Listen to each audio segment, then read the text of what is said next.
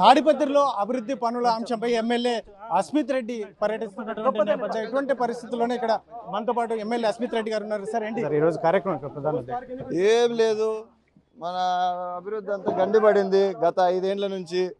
So అభివృద్ధి కార్యక్రమాలన్నీ మొదలు పెట్టినాము. డ్రైనేజ్ వ్యవస్థ అంతా ఏడ చూసినా బ్లాకేజ్ అయిపోయింది.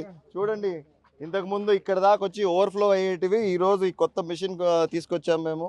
ఆ మిషన్తో మొత్తం సిల్ట్ అంతా ఏదైతే పేరుకపోయి మన డ్రైనేజ్ పైప్స్ అన్ని బ్లాక్ అయిపోయినాయో అవంతా క్లియర్ చేసుకుంటా వస్తున్నాం మెల్లిగా. సో ఇదే విధంగా మొత్తం నియోజకవర్గంలో అంతా దాదాపు మాకు 4000 మ్యాన్ హోల్స్ ఉన్నాయనుకుంటా.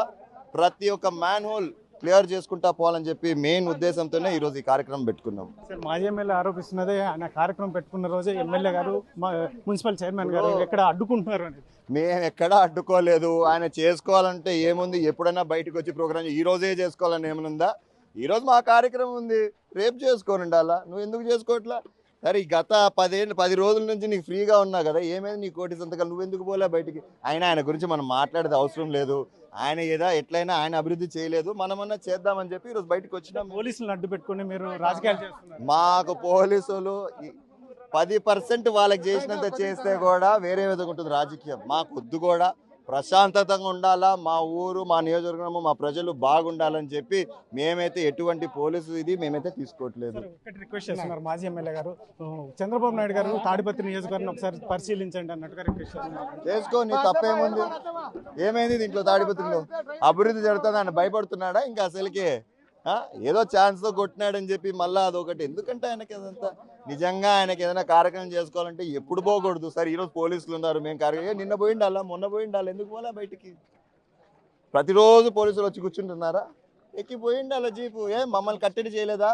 మమ్మల్ని హౌస్ అరెస్టులు చేయలేదా? ఒక రోజున ఆగినామా?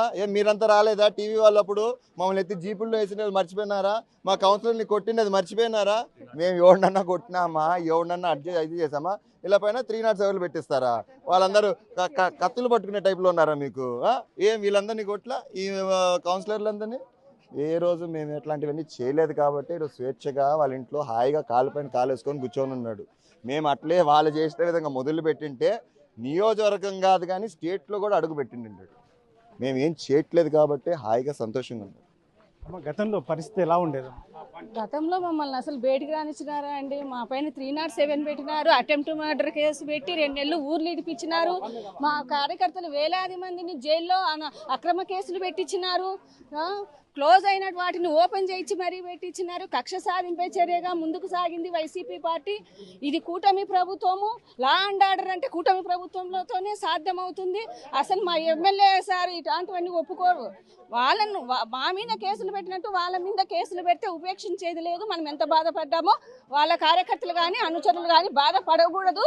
మనం వాళ్ళతో కాదు చేస్తా ఉండేది, మనకు ఒకటే ప్రత్యర్థి అంతే కదా తప్ప మిగతా వాళ్ళు కాదు అని మా ఎమ్మెల్యే సార్ గారు శాంతి భద్రతలను కాపాడుకుంటూ వచ్చినారు కాబట్టి ఈ పొద్దు ఇంత స్వేచ్ఛగా ఆయన ఉన్నాడు ఇంట్లో. ఆ సాక్షిని అడ్డం పెట్టుకొని అసత్య ప్రచారాలు చేస్తూ ఏదో నేను మంచివాడిని అంటే కాదు. గత ప్రభుత్వంలో ఆయన ఏం చేశాడో మీరే ఒకసారి చూసుకోండి, ఫైల్ రికార్డ్స్. ఇది తాడిపత్రి ఎమ్మెల్యే జేసీ అస్మిత్ రెడ్డి చెప్తున్నటువంటిది. ఒకటి, ఇక్కడ కేతిరెడ్డిని పెద్దారెడ్డిని అడ్డుకోవాల్సిన అవసరం మాకు లేదు, ఎందుకంటే ఎప్పుడైనా చేసుకోవచ్చు ఆయన కార్యక్రమాలు. మేమైతే తాడిపత్రిలో గతంలో నిలిచిపోయినటువంటి అభివృద్ధిని ఉరకలెత్తిస్తున్నాం. అందులో ముఖ్యంగా గతంలో వారు అవలంబించిన తీరు, ముఖ్యంగా మహిళల పట్ల అవలంబించిన తీరు ఎవరూ మర్చిపోలేదు. కాబట్టి ఈరోజైతే మాత్రం మేము పోలీసును అడ్డు పెట్టుకున్నాం, ఇంకోటి చేయాల్సిన అవసరం మాకు లేదు అని చెప్పి ఎమ్మెల్యే చెప్తూనే, మరోవైపు కౌన్సిలర్లు కూడా గతం ఎవరు మర్చిపోవద్దు, ఆ రకంగా మేము వేధించే ప్రయత్నమే చేస్తే మాత్రం వారు ఇక్కడ అంత ప్రశాంతంగా ఉండలేరు అని చెప్పేసి కూడా మహిళా కార్పొరేటర్లు కూడా చెప్తున్నటువంటి పరిస్థితి. కెమెరా పర్సన్ సుధాకర్తో చల్లకెనాడు, RTV, తాడిపత్రి నుంచి అనంతపురం జిల్లా. Local to global news at your finger tips. మీ చేతిలో ఒక ఆయుధం. Download raw TV app. Media legend Ravi Prakash is back.